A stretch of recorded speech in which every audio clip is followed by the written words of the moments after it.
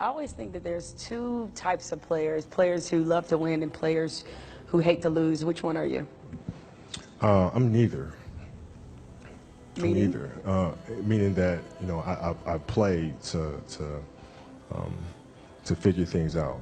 I play to learn something, right? Because I think if you play with a fear of failure, or you play with the will to win, or that supersedes the fear of failure, I think it's a weakness either way, right? Because if you play with the fear of failing, you'll have the pressure on yourself to play, to capitulate to that fear. If you play with the sense of I want to win, then you have the fear of what happens if you don't. But if you find common ground in the middle, in the center, then it doesn't matter. You're unfazed by either, right? And that enables you to really just stay in the moment, stay connected to it, and not feel anything other than what's in front of you. So I try to just be dead center. So a lot of people in general are afraid of failure. How did you become one of those people who doesn't seem to be afraid of failing? It doesn't exist. It's not existent. What the hell does that mean? Seriously, what does failure mean? It doesn't exist. It's a figment of your imagination. What does it mean? You're pulling a Jedi mind trick on me right now. I was serious. like, does it exist? No, I'm serious. I'm trying to think, how can I explain it? So, let's use happy endings, right? And then we can relate this to failure and why it's not existent. Everybody talks about everybody wants a happy ending, right? Now let's go to the reality of it, right? Let's look at a fairy tale story. Let's look at Snow White. Mm-hmm. She gets a happy ending. She finds Prince, whatever. She goes on. She lives happily ever after.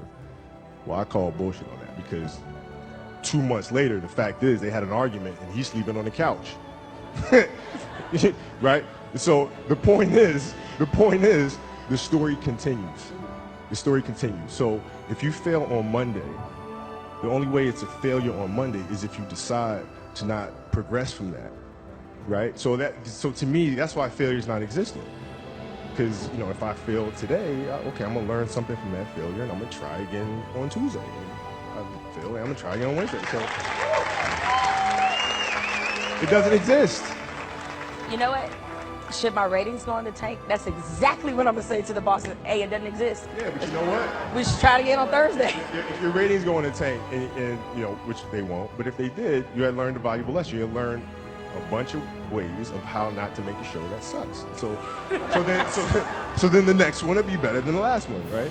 So are you telling me then, let's just say all the career statistics that you've compiled, they all still exist, still play for the Lakers, and all of that still happens. If you finished your career without a championship, you would not have looked at that as a failure?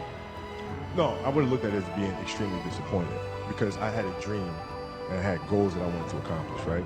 And if I don't accomplish those goals, I have to ask myself why, right? And so from my position, the reason why I would not have accomplished those things is poor leadership, failure to communicate properly with my teammates to put them in positions to be successful, lack of preparation. All those things would be reasons why I don't win, right? So now, if that was the case, in my career, I have to sit and I have to analyze that, and then as I move and I evolve, post basketball into business or whatever, those same weaknesses are going to reveal themselves there, right? So if I don't learn from that, I'm going to struggle here too, right? So I can take those situations and learn from those and have them, make me a better person later in life. But if I don't take that stuff and apply that someplace else, then that's failing, which to me is the worst possible thing you could ever have, is to stop and to not learn.